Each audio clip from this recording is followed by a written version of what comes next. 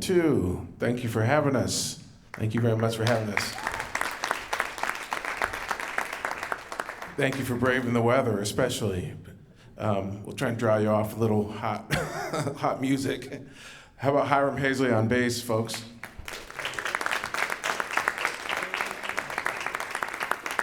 The oldest in the group, Henley Connor on drums. And the fabulous John O'Leary on piano. That was a composition I wrote a long time ago when I was younger, and it was based off a Kurt Vonnegut book called Welcome to the Monkey House, a collection of short stories. We're going to continue with a Radiohead tune. Anybody heard of Radiohead? So this tune of theirs, Paranoid Android, it was originally it was 3 little snippets that they had put together, and none of the songs really added up. It didn't have like a great, they couldn't figure out what to do with these 3 little motifs that they had. And so they ended up recording each of the 3 songs, and then they were just, all the 3 songs were just kind of one-dimensional. And so they said, what if we just slice up these songs and mash them together and take these 3 songs that can't really finish themselves and just put them together and stick them together, a very sort of modern collage technique of just rough chop editing like you would do in a Word document today. That you couldn't really do maybe 20, 30 years ago. Musicians really couldn't kind of think about that as much as we can today in terms of using technology to just chop your songs up and try something different, also known as sampling. They were kind of ahead of that on the front end. This is Paranoid Android. I think you'll enjoy it.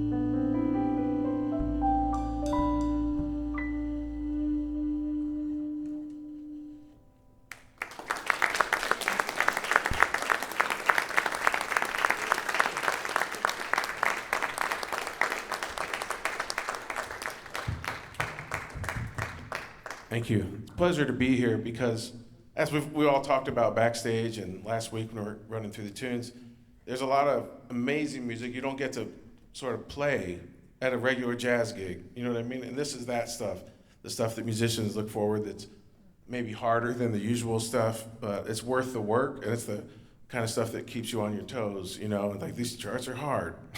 This Radiohead song has 3 different parts, and it probably sounded like it had 7 parts to it, right?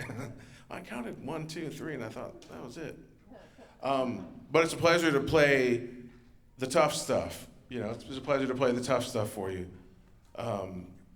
This next one is a tune by a DJ named D Fuse. It's called Marmot's Dance. He lives in Germany, and I reached out to him and I said, "Hey, could I play your tune?" And he never responded. So I'm assuming that it's cool, and I ripped it off and put my own melody on it because it was just like this really cool chord progression, and it was a really neat little progression, and we kind of took it in another direction. But again, music is always really about collective negotiation and just sharing ideas, you know. We didn't record it or anything yet, so we don't owe him any money yet. But that's like part of jazz. The beauty of jazz is always being, it's sort of like a tractor beam. You know, jazz like draws in and borrows whatever it wants, whether it's from Broadway or Hollywood or from a pop tune or from hip hop, and then it gives it back. Jazz really kind of circles everything that everybody's playing or writing, and it says, we're gonna borrow that for a little while, or that song from that Broadway show, we might keep that around for a little while. This Cole Porter song, we'll keep it around because you guys aren't going to see the show right now. That's kind of how jazz functions. It's like if you have Broadway and you have Hollywood, and then you've got jazz that borrows all those tunes and gives them a new life so that they kind of exist longer. Because if jazz ignores tunes by Gershwin, guess what? They're gone. You know? Was that Dr. Bell? So like that's the beauty of jazz, is this sort of thievery of always looking for new stuff to put into your own work. So this is by Diffuse, but it's kind of a rearrangement of that. It's called, a great song title called The Marmot's Dance.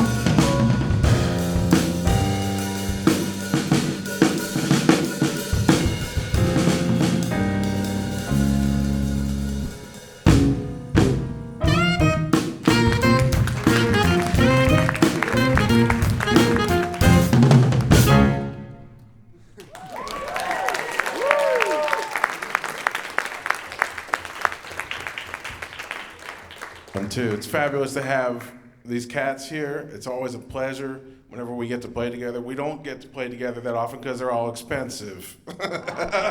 So I appreciate them and appreciate them doing this. If you are in Tampa Bay or Sarasota, just about any night of the week, you can catch Magic or La Jazz, Hiram Hazley's group. You can count him almost every night of the week somewhere in Sarasota. Give it up for Hiram Hazley. John O'Leary, you can catch with the famous group La Lucha. Have you guys heard about them? You've heard about them. Yeah, fabulous. You can see them all over the place. If they're in town, if they're out of town, you can drive to Atlanta and hear them or hear them in Miami or wherever else they're playing. And our newest member of the group, Henley Connor, former student of mine at SEF, when he first auditioned, I said, do you want to play drums? He's like, I think so. Like, what do you want to play? He's like, I don't know. What do you want me to play? Has the same hair, but he's grown up a lot. Again, Henley Connor. You can, and it's exciting that he's now going to be the drummer at the Oslo's Theater, so you can catch him over there. Yeah. We do have some CDs for sale over here. They're $10. Just if you want to stop by and grab one. If you let me autograph it, I'll give you $5 off. How's that? If you're a student, come over and talk to me. I'll probably give it to you for free. All right. We're going to play a little blues here for you. I'm going to dedicate this to my wife, who had to put up with a performer this week. You know what a performer's like in the household? The stage person, when they have their show, they can be a real pain in the butt, you know? So this is a nice little blues. She's kind of the sunshine that holds it together, and this is called Sunshine Blues.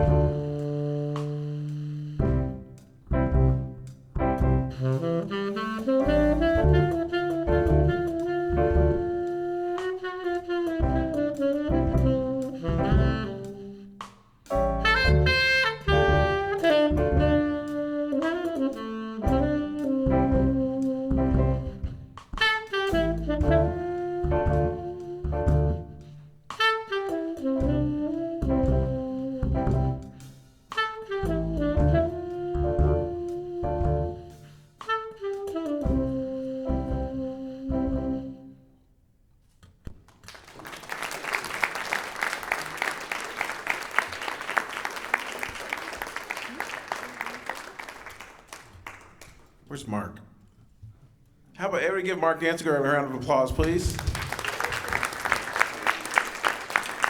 And Ron Silver, if you give Ron a help, we really appreciate all his help today. Doing a great job. And all the people working in the back, thank you very much. Thank you, thank you. And Mark, do we have time for one more or two more? We says one more. All right, we're gonna cut to the chase here. This is a tune I wrote when I got invited to perform at this festival in Scotland, the Aberdeen Jazz Festival, and I wrote this for the city. And Aberdeen is this really interesting city on the northern coast of Scotland. It's like the center of all the oil refineries, where all the oil comes in. And it's also, so you got this kind of like big industrial sort of vibe going on. But it's also an ancient city that has dragons and cathedrals and witches and everything else. And it's also made out of granite that was apparently from like one of the nuclear sites or something, and so it has a certain sparkle to it. The city like sparkles just a little bit, and it's also plenty of jokes with the locals about that part of the sort of nuclear granite that they live in. So this is all of that in one song called Granite City. Again, thank you very much. We really appreciate being here, and we appreciate you listening.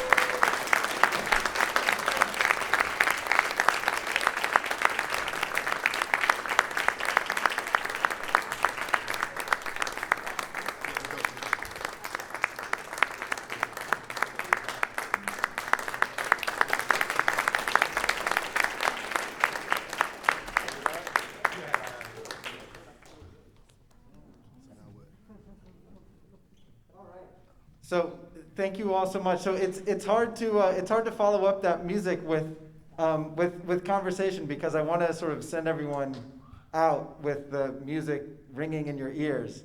But I do want to just talk a little bit about the way you develop your work as a musician. And so the concert started off and it ended with your compositions. So you write music, compose, you improvise, you obviously spend a little bit of time performing on the saxophone. And I did warn him that we would talk about this a little bit, but I'm just curious. What is your daily practice like? When you sit down to sort of do your thing, what does that involve for you? What is it like, a practice session? Well, I'll kind of chime in here. Yeah. Sure, that'd be great. Yeah. Hey, thank you so much. I'm John O'Leary. Thank you so much, Pete, for having me. And thank you, Mark, for having us. This is an honor and a pleasure to be here. I think of my creative practice in three kind of big buckets. One would be technical, like my technical ability to do something on the piano and to continue to work on that as a pianist. Also, like as a jazz musician, there are specific technical things you gotta be able to do, like chords and follow a form and sing a melody in your head while you're playing, things like that. But then there's also a creative bucket, and the creative bucket would be like writing a tune or creating new ways to express yourself over a standard way. So then that's probably the majority of it. But then there's also like a commercial aspect. Like, am I putting out content for people to share my work, to see what I'm working on? Am I sharing what I'm doing and practicing? Am I also looking for people to work with? Whether it be whoever it may be, other musicians, an agent, a record label. And so I try to make time every day for those three big buckets.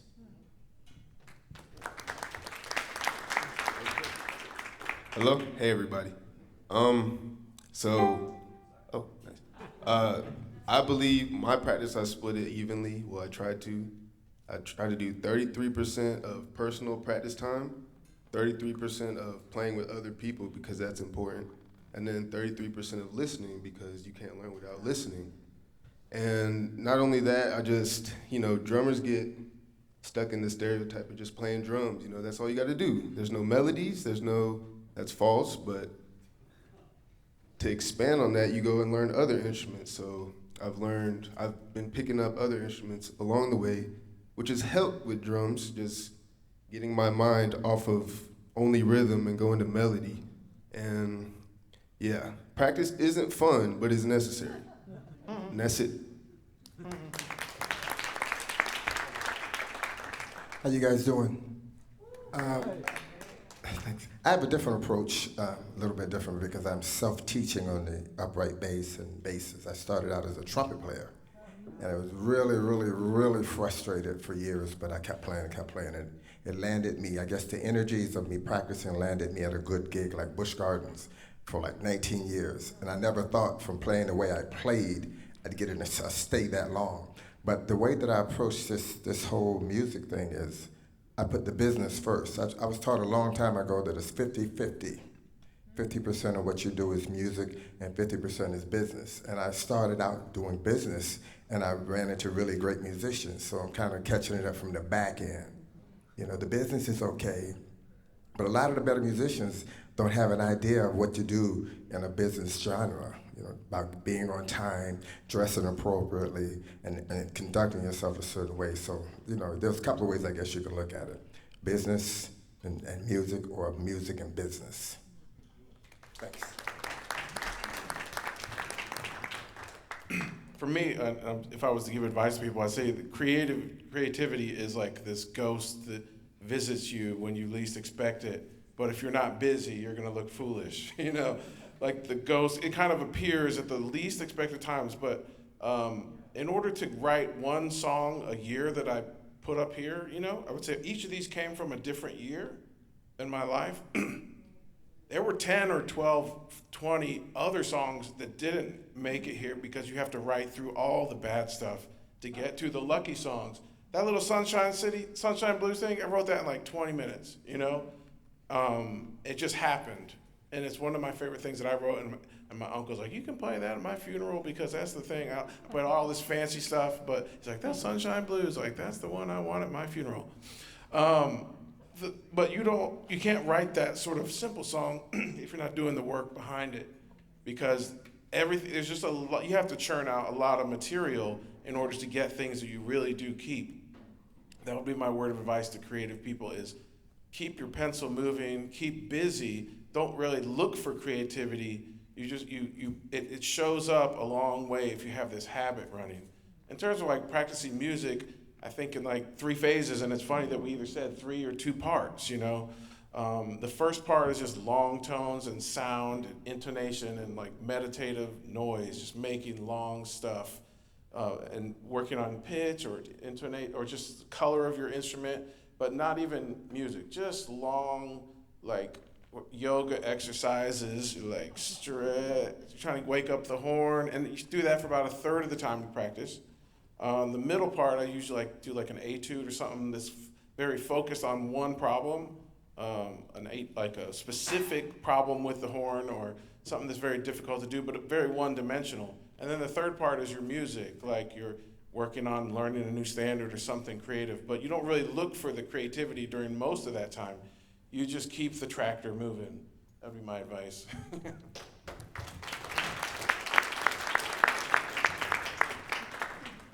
Yeah, keeping the pencil moving, keeping the tractor moving. I don't think we can improve much upon that. So thank you all again so much for coming for our first salon. We invite you to stick around, enjoy food and drinks, talk with each other, and we look forward to seeing you throughout the fall. We'll be featuring a number of other really wonderful artists, but please, one more round of applause for the Peter Carney Quartet.